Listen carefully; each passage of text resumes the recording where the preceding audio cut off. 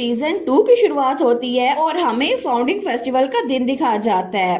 तो हमारी एरनल हमें बताती है अचानक से उस रात जो कुछ भी हुआ ना उसको एक डिस्गाइज में बदल दिया गया, क्योंकि ये इंसिडेंट बहुत ज्यादा जल्दी हो गया था। तो एम्परर मूड ऑन हो गया था और वहीं पर उसने प्राइज रखवा दिए थे। वो कहता है कांग्रेचुलेशन जीतने के लिए, आपको सरप्राइज फाइनल इवेंट में जीता जा चुका है।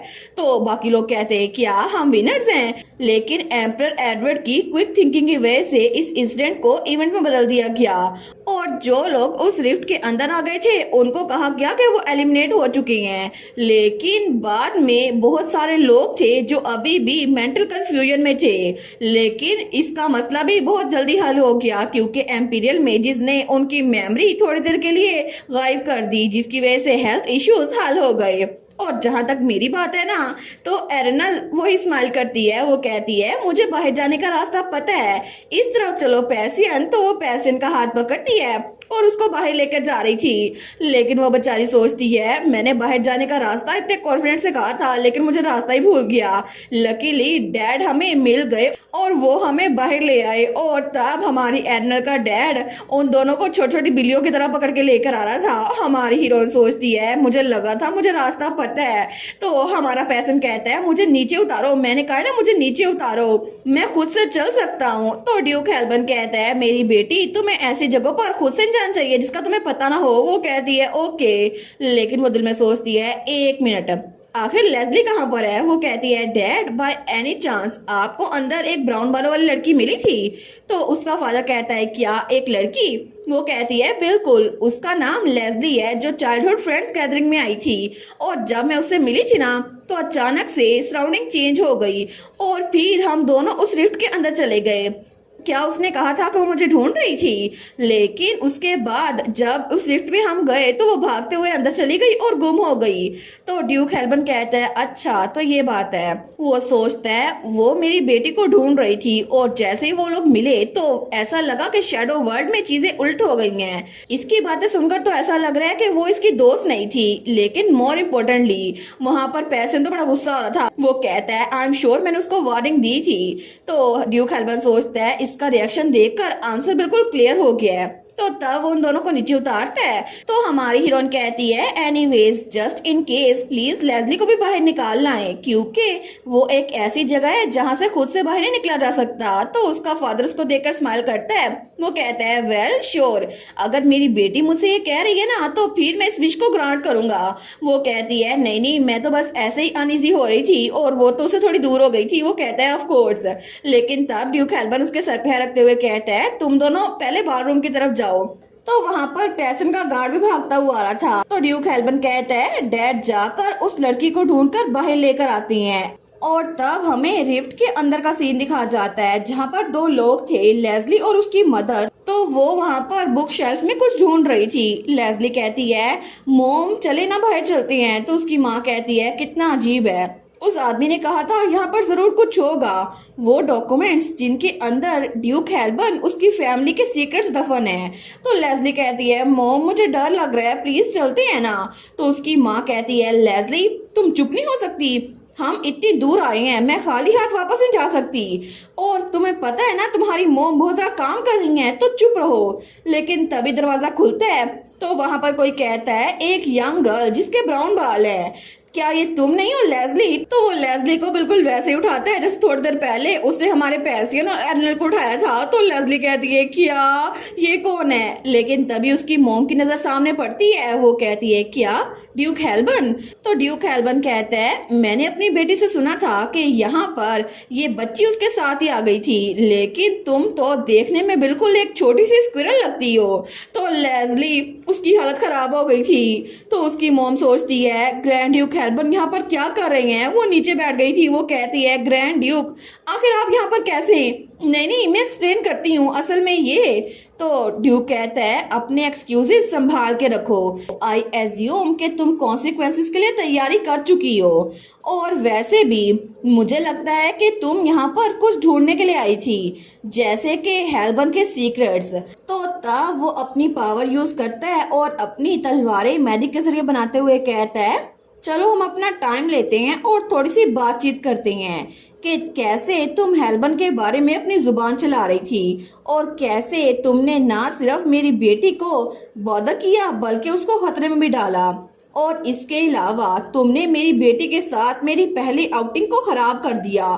तो वो सारी की सारी तलवारें और चाकू लेस्ली की मदर की तरफ थी। तो ड्यूक कहता है चलो आराम से बात करते हैं प्रॉपरली, क्योंकि अभी तक सूरज निकला नहीं है, तब तक के लिए सही से बात हो सकेगी। तो लेस्ली की मदर तो बहुत ज्यादा डर गई थी, वो रोते हुए कहती है क्या, लेकिन ड्यूक कहता है वैसे भी हमारे पास बहुत सारा टाइम बचा है। लेकिन तब हमें अगले दिन का सीन दिखाया जाता है जब न्यूज़पेपर में ये खबर छप चुकी थी। मास्टर्स बेलफोर्ड और लेडी लेस्ली वो तो सरप्राइज इवेंट की वजह से बेहोश हो गए और उनको हॉस्पिटल पहुंचा दिया गया है। तो हमारी एर्नल सोचती है बेहोश हो गए, ये तो सीरियस हो सकता था, लेकिन तब वो न्यूज़पेपर पढ़ रही थी। वो सोचती है चलो अच्छा हुआ ना मैंने डैड से कहा उनकी जान बचा ले, मेरी क्विक थिंकिंग की वजह से 2 जानें बच गई हैं। और वो तो प्राउड फील हो रही थी, लेकिन तभी उसके सामने कोई बैठा हुआ था।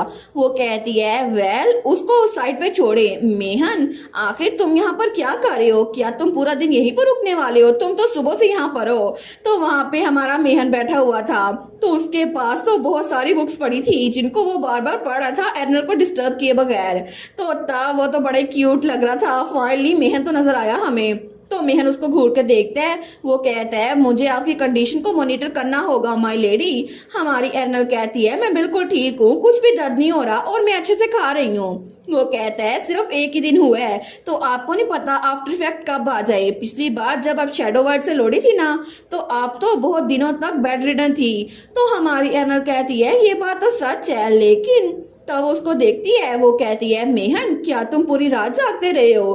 तो मेहन थोड़ा सा फ्लिंच होता है। वो कहती है क्या ये मेरी वजह से था। वो कहता है नहीं नहीं मैं तो आराम सोया था। तो हमारी एर्नल कहती है झूठ बोलना बुरी बात होती है। वो कहता है वेल ये तो सिर्फ इसीलिए था क्योंकि मुझे आपकी फिक्र हो रही थी। मैंने सोने की कोशिश की थी लेकिन मुझे नींद ही नहीं आई, क्योंकि कल का एक्सीडेंट वो मेरी वजह से हुआ था। मुझे नहीं पता था कि मैंने इतनी सारा ड्रिंक कर ली है, मुझे कुछ भी याद नहीं है क्या हुआ था। और इसके अलावा मुझे लगा नहीं था मैं इतना इरिस्पॉन्सिबल एटीट्यूड शो करूंगा। अगर मैं कल रात आपकी साइड पे रहता तो फिर मैं आपको सेफ रख सकता था। हमारी हीरोइन सोचती है मेहन फिर से डिप्रेस हो रहा है, वो अपने आप को कुछ ज्यादा ब्लेम कर रहा है। तो वो उसके हाथ पे रखते हुए कहती है मेहन ऐसा कुछ भी नहीं है, कल वाली बात बिल्कुल एक एक्सीडेंट थी। तो हमारा मेहन कहता है एरिनल। तो एरिनल कहती है इसके अलावा बहुत सारे लोगों की याददाश्त चली गई थी। शैडो वर्ल्ड एक अजीब सी जगह है, तो तुम भी उसमें फंस गए होगे, इसी वजह से अपने आप को ब्लेम मत करो, है ना। तो तब स्माइल करती है, तो उसको देखकर मेहन भी स्माइल करता है। वो कहता है बिल्कुल ऐसा ही है, लेकिन हमारी हीरोइन कहती है और इसके अलावा डैड मुझे बचाने के लिए आ गए थे। बिल्कुल बिल्कुल। वो कहता है एक मिनट, क्या आपने माय लॉर्ड को डैड बोला। हमारी हीरोइन कहती है कुछ ऐसा हो ही गया था जिसकी वजह से मुझे बोलना पड़ा। मेहन कहता है सच में आपने उसको इतनी जल्दी एक्सेप्ट कर लिया। और मेहन की इमेजिनेशन में तो ग्रैंड ड्यूक कह रहा था देखो तो सही डैड का टाइटल लेना कितना इजी था। वो कहती है क्या तुम्हें कुछ अजीब लग रहा है। वो कहता है उस आदमी के खिलाफ बिल्कुल भी नहीं, लेकिन फिर भी वो कहता है प्लीज उसके जरा क्लोज मत होइएगा, आप मेरे जरा क्लोज है। तो हमारी एर्नल कहती है क्या। वो सोचती है ये तो कुछ ज्यादा पॉसेसिव हो रहा है, डैड को तो यूजुअली ये ऐसे ट्रीट करता है, लेकिन मुझे लगा था कि मेहन को इतना फर्क नहीं पड़ता होगा, ये तो सच में बड़ा क्यूट सा है। तो वो जल्दी से मेहन के गले लग जाती है।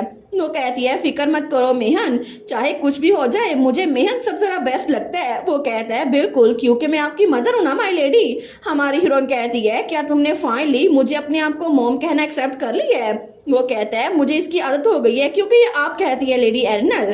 तो हमारी एर्नल कहती है बिल्कुल। वो कहता है इसके अलावा अब मुझे इसकी आदत हो गई है ना, तो बाद में आप ऐसा प्रिटेंड नहीं कर सकती जैसे मैं आपकी मदर नहीं हूँ। हमारी हीरोइन सोचती है ये इतनी सस्पिशियस चीजें इतनी कैजुअली कैसे कह सकता है। वो कहती है मुझे ये तो बताओ मैं आखिर ऐसे प्रिटेंड क्यों करूंगी जैसे मैं अपनी मदर को नहीं जानती। वो कहता है आपको कभी नहीं पता, अभी आप मुझे मदर कहती है ना, लेकिन जब आप बड़ी होंगी तो फिर आपको थोड़ा एम्बैरसिंग लगेगा। वो कहती है लेकिन क्यों।